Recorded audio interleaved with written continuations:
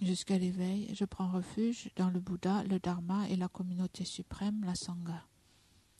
Jusqu'à l'éveil, je prends refuge dans le Bouddha, le Dharma et la communauté suprême, la Sangha. Jusqu'à l'éveil, je prends refuge dans le Bouddha, le Dharma et la communauté suprême, la Sangha.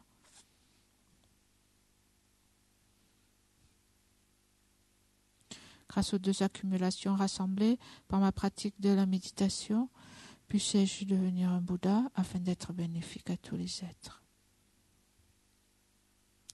Grâce aux 2 accumulations rassemblées par ma pratique de cette méditation, puisse-je devenir un Bouddha afin d'être bénéfique à tous les êtres. Grâce aux 2 accumulations rassemblées par ma pratique de cette méditation, puisse-je devenir un Bouddha afin d'être bénéfique à tous les êtres.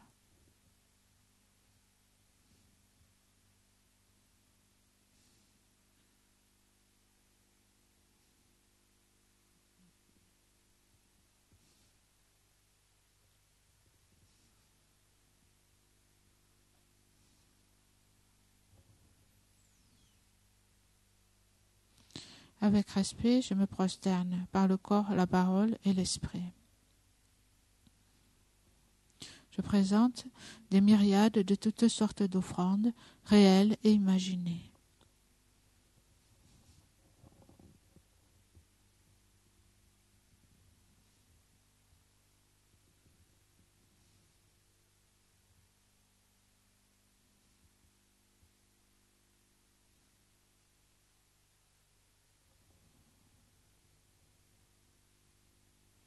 Je confesse toutes les actions négatives accumulées depuis des temps sans commencement.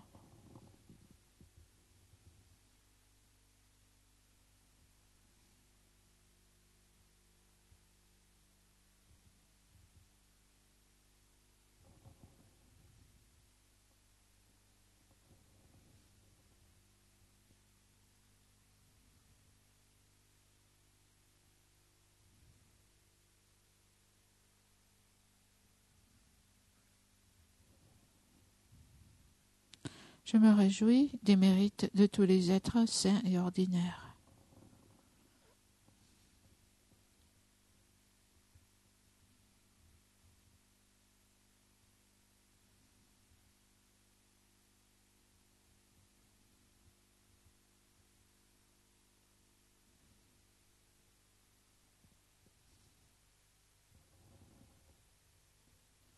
Ô maîtres et Bouddhas, demeurez, je vous prie, jusqu'à la fin du samsara et tournez la roue du Dharma pour les êtres.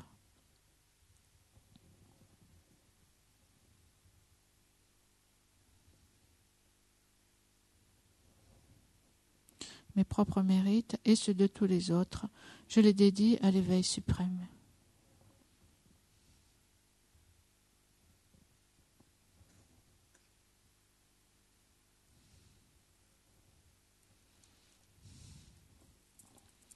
Cette terre, ointe d'encens, jonchée de fleurs, ornée du mont Méru, des 4 continents, du soleil et de la lune, je la visualise comme un champ de Bouddha et je l'offre.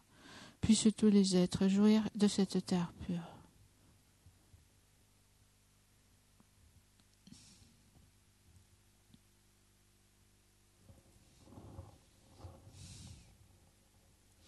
Je prends refuge et je me prosterne devant le Maître et les 3 joyaux précieux. Veuillez, je vous prie, bénir mon esprit. Je vous fais la requête de pacifier immédiatement toutes les conceptions erronées, de la dévotion incorrecte envers le Maître, jusqu'à la vue dualiste dans mon esprit et dans celui de tous les êtres mes mères. Je vous fais la requête de susciter dans mon esprit et celui de tous les êtres mes mères toutes les réalisations correctes de la dévotion au Maître jusqu'à l'éveil. Je vous fais la requête de pacifier tous les obstacles intérieurs et extérieurs qui entravent le développement de l'intégralité de la voie graduée vers l'éveil dans mon esprit et dans celui de tous les êtres mes mères. Je prends refuge et me prosterne devant le Maître et les 3 joyaux précieux. Veuillez, je vous prie, bénir mon esprit. Je vous fais la requête de pacifier immédiatement toutes les conceptions erronées, de la dévotion incorrecte envers le Maître jusqu'à la vue dualiste dans mon esprit et dans celui de tous les êtres mes mères. Je vous fais la requête de susciter dans mon esprit et celui de tous les êtres mes mères toutes les réalisations correctes de la dévotion au Maître jusqu'à l'éveil. Je vous fais la requête de pacifier tous les obstacles intérieurs et extérieurs qui entravent le développement de l'intégralité de la voie graduée vers l'éveil dans mon esprit et dans celui de tous les êtres mes mères. Idam Guru Rana Mandalakam Niyatayami.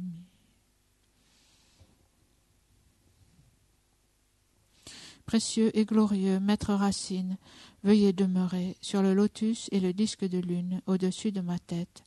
Dans votre grande bonté, veuillez me guider et m'accorder les réalisations de votre corps, de votre parole et de votre esprit. Veuillez me guider et m'accorder les réalisations de votre corps, de votre parole et de votre esprit. Vous êtes l'œil qui contemple l'immensité des enseignements, la porte d'accès suprême à la libération pour les êtres fortunés. À l'aide de vos moyens habiles, vous nous pacifiez avec amour. Ô Maître spirituel qui nous éclairez, je vous invoque. Puissais-je à aucun moment ne laisser surgir en moi la moindre vue fausse envers les actions du Maître glorieux. Puissais-je considérer toutes ces actions comme pures et avec cette dévotion recevoir les bénédictions du Maître dans mon cœur.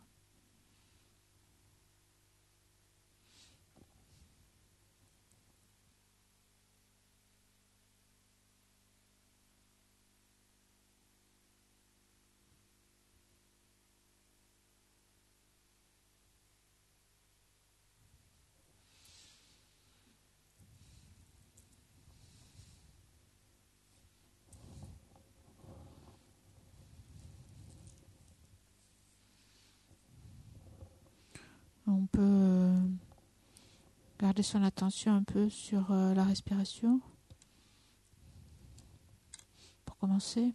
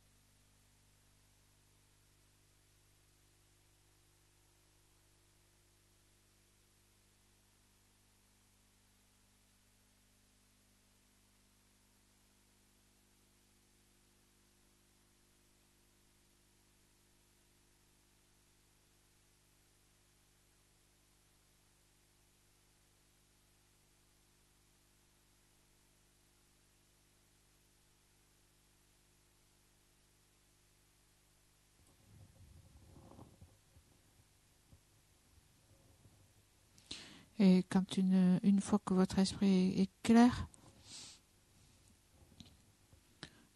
placez votre attention sur la clarté de votre conscience. Donc comme on a fait hier. La nature de la conscience est claire.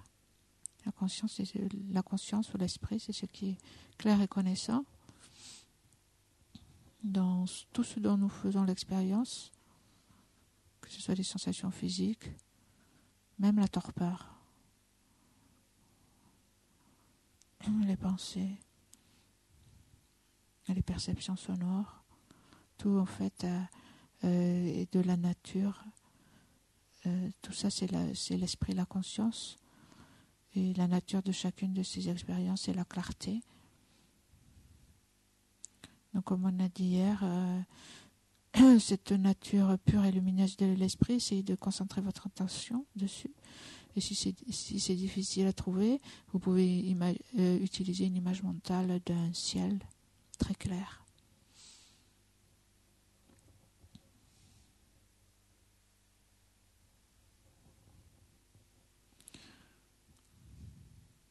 Vous regardez ce ciel parfaitement clair, sans nuages, et vous vous concentrez sur cette image. Vous essayez de regarder la nature de votre conscience, sans obstruction, claire, dégagée. Et donc s'il y a des pensées surgissent, essayez de ne pas y réagir, ni de les suivre, ni les rejeter, mais essayez de voir qu'elles sont aussi de la même nature, que l'esprit, elles sont claires, sans substance. Et si ça vous aide, vous pouvez les comparer à des nuages qui traversent le ciel. Mais essayez, au lieu de s'identifier aux nuages, c'est-à-dire repenser à ce qui peut occuper l'esprit, de s'identifier à la nature spacieuse, claire de la conscience. Pendant quelques minutes.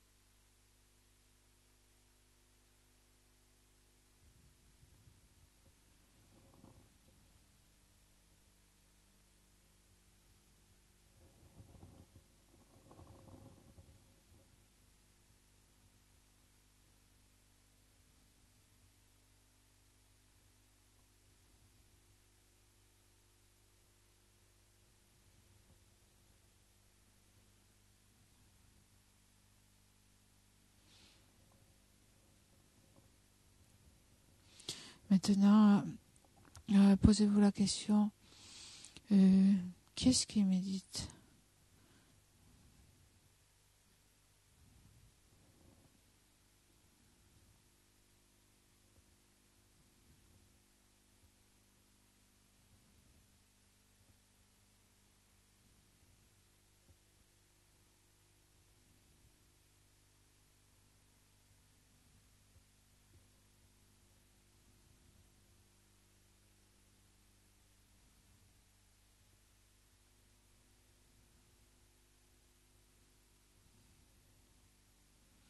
Donc il y a un corps qui est assis sur le coussin et une conscience qui fait attention à l'esprit et la conscience, ou qui la cherche, ou qui pose son attention dessus. Mais est-ce qu'il y a un sens de jeu qui surgit si vous vous posez la question ?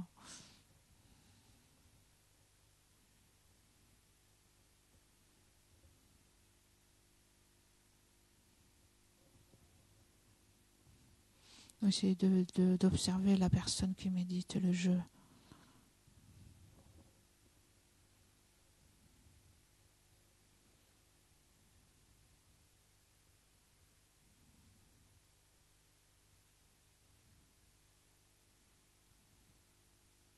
Donc essayez d'identifier cette idée que l'on a de nous-mêmes, de jeu. Donc soit par rapport à la méditation, soit même dans d'autres actions, la personne qui vient ici, par exemple, pour ce week-end, qui écoute les enseignements, qui se joint à la méditation, qui réfléchit, qui étudie Dropta.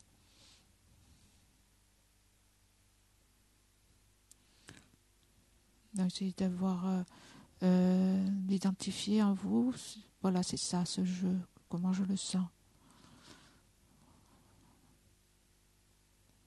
Donc si vous avez du mal à mettre le doigt dessus dans votre expérience, vous pouvez imaginer une situation où ce jeu se produit fortement.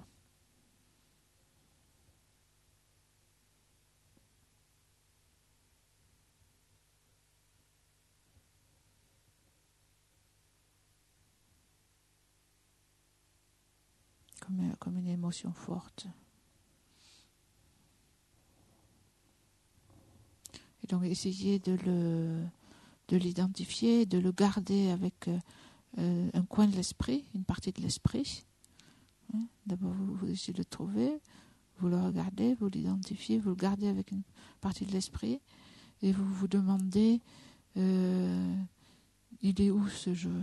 Qu'est-ce que c'est ? Il est où ?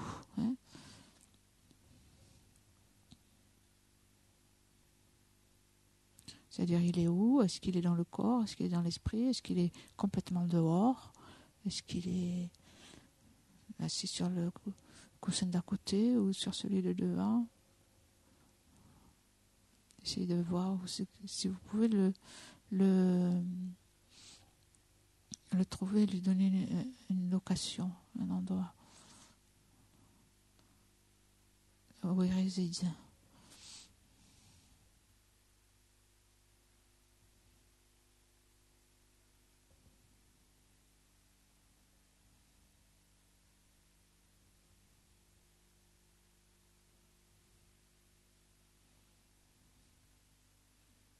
Si vous avez du mal à le trouver, essayez de trouver par rapport à une action. Par exemple, qui c'est qui pense en ce moment ? Qui c'est qui se demande comment faire la méditation, par exemple ?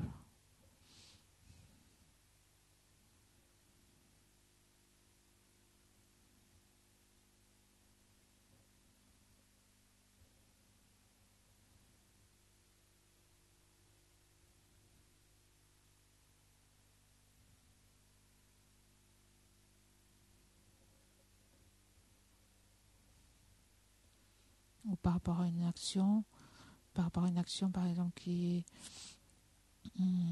difficile ou qui est un peu un défi pour vous, il y a un jeu.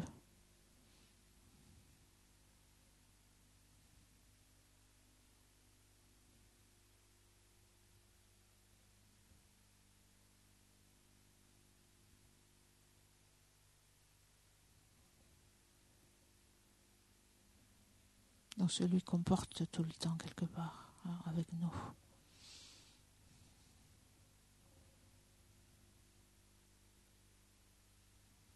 Donc essayez de le cherchez-le en fait.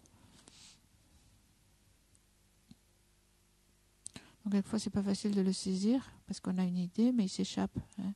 Donc ça demande une certaine habileté pour s'habituer à le tenir dans l'esprit, hein,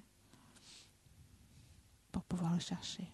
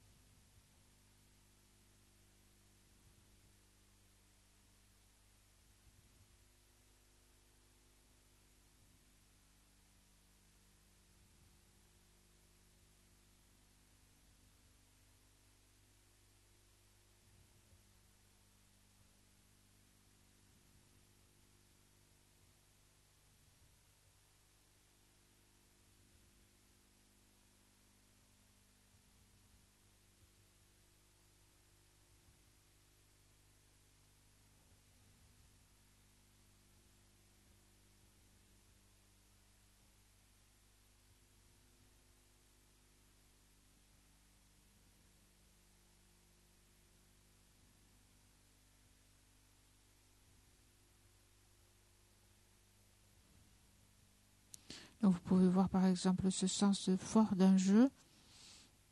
Est-ce que vous l'associez à une partie du corps par exemple? Est-ce que vous le sentez quelque part? Est-ce qu'il y a une partie du corps où il pourrait se trouver particulièrement? Quelquefois on peut avoir une sensation associée avec cette idée forte d'un jeu.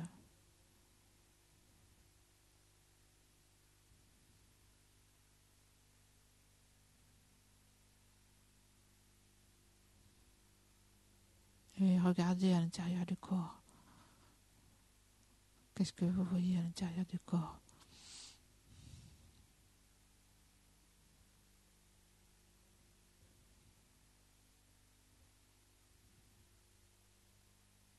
Donc essayez de comparer toujours ce jeu et ce que vous voyez dans le corps.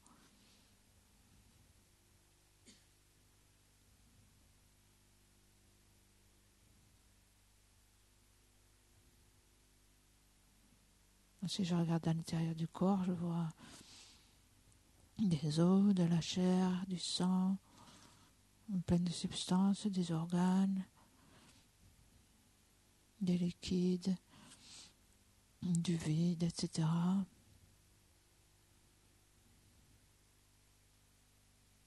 Aussi qu'un tel jeu pourrait se trouver.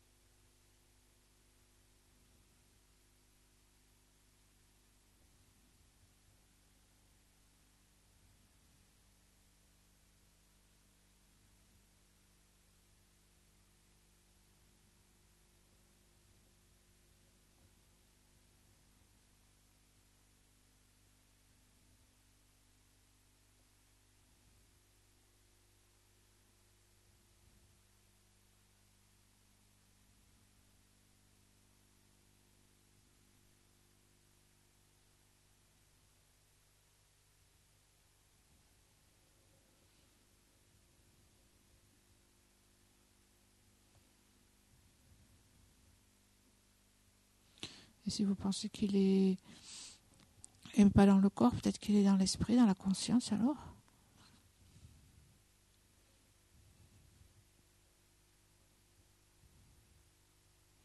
Si vous regardez votre expérience d'être conscient, votre esprit, en fait, c'est un continuum de moments qui passent, qui sont différents les uns des autres. Donc, si le jeu est dans la conscience, c'est quoi? C'est la conscience d'hier, c'est celle de demain, c'est celle d'aujourd'hui, c'est celle de maintenant. Et même la conscience de maintenant, elle est où? Elle est déjà passée.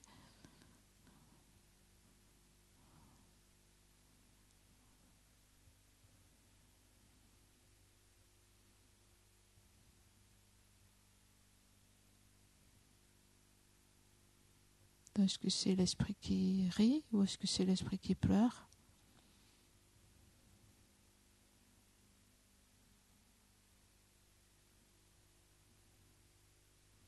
Est-ce que le jeu, c'est les sentiments ou est-ce que c'est les pensées? Est-ce que c'est la conscience sensorielle qui voit les formes, qui entendent les sons, qui goûtent, qui sentent les odeurs, qui touchent?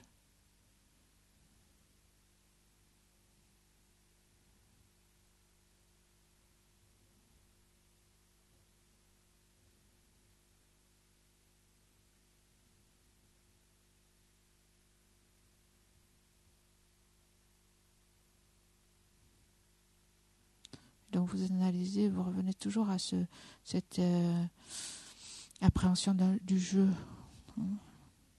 que vous avez dans votre vie habituellement.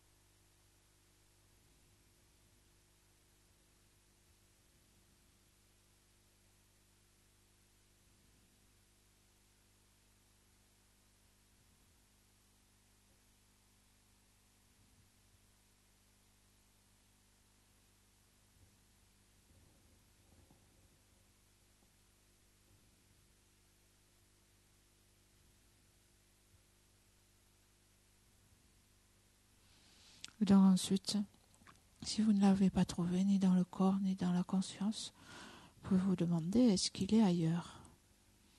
Est-ce qu'il est en dehors de ça? En dehors du corps, en dehors de l'esprit? Séparé, indépendant?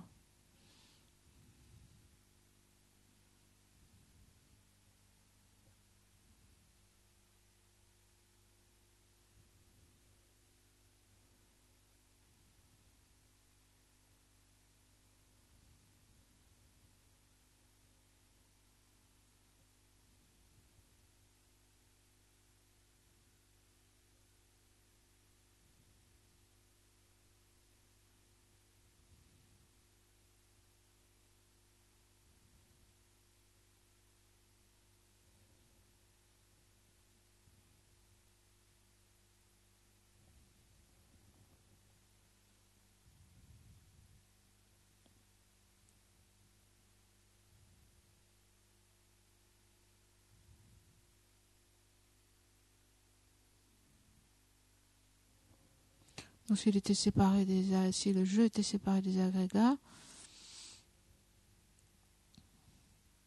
ça veut dire que il pourrait exister sans aucun des agrégats.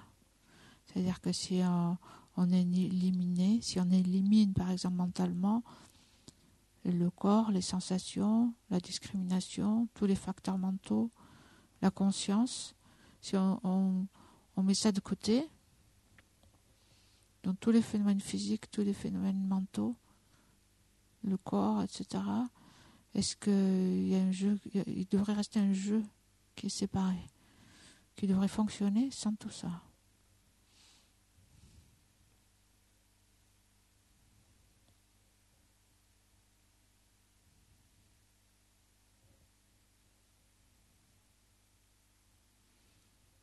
Donc, est-ce que cela vous semble possible?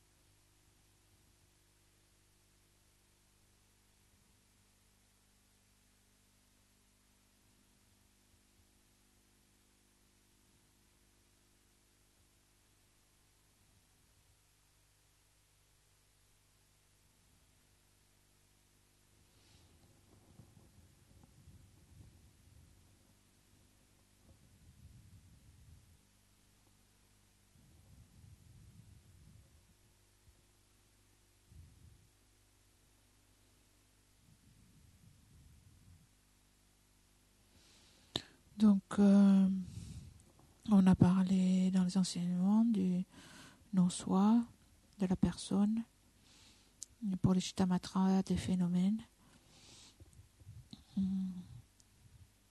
Donc, quand on fait la méditation sur le non-soi de la personne, c'est ce qu'on a vu dans le Lamrim, le raisonnement en 4 points. Donc, je vous invite à reprendre ça chez vous. Les 4 points, le premier, c'est identifier l'objet à réfuter, donc ce jeu. Et ensuite, donc le recouvrement, s'il est le recouvrement, s'il existe, il doit être un ou distinct des agrégats.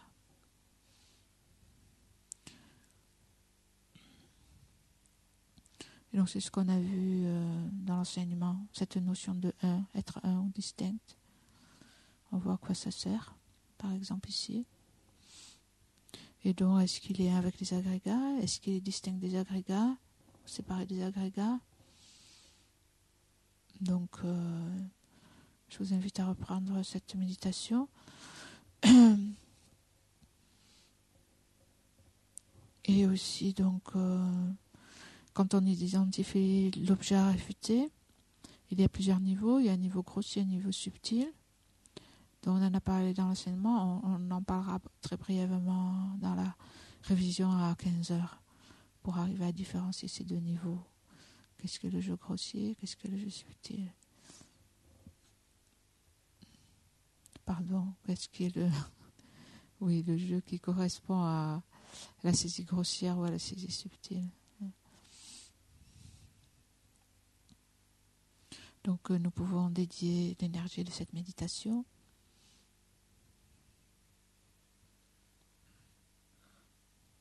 donc pour que nous et tous les êtres puissions développer la sagesse qui comprend le non-soi, qui est en fait la sagesse qui nous libère de toutes les mauvaises, les idées fausses, toutes les appréhensions erronées que nous avons des choses, et donc qui nous libère de la souffrance.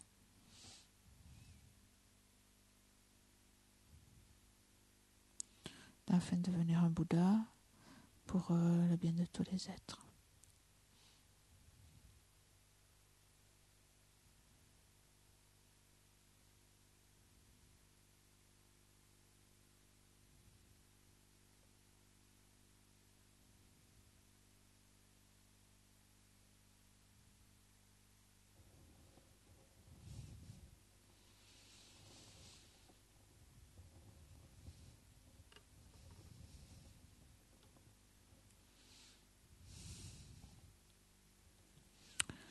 Donc nous pouvons prendre à la page 207 pour faire, nous allons faire l'offrande de nourriture qui nous attend dans la salle à manger, si gentiment, grâce à la bonté de tous ceux qui sont dans la cuisine et des autres, tous les êtres qui sont impliqués dans le fait que nous ayons cette bonne nourriture qui nous attend, pour nous ressourcer, pour continuer à écouter, à réfléchir, à méditer sur les enseignements.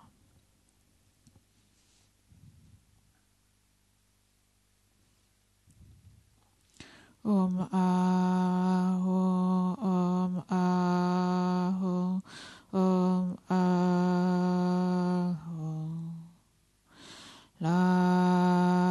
Lama Sangye Lama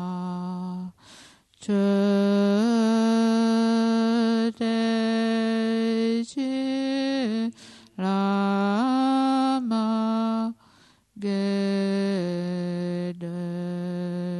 Gedende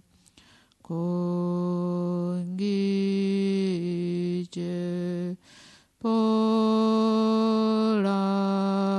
Polama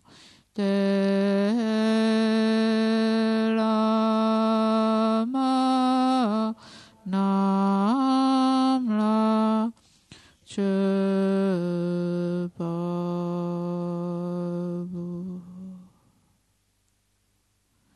Page 208. Puissions-nous, ainsi que notre entourage, dans toutes les vies à venir, ne jamais être séparés des trois joyaux, faire continuellement des offrandes aux trois joyaux et recevoir l'inspiration des trois joyaux. Au Maître suprême, le Bouddha précieux, au refuge suprême, le Dharma précieux, au guide suprême, la Sangha précieuse, aux trois joyaux, objets de refuge, je fais offrande.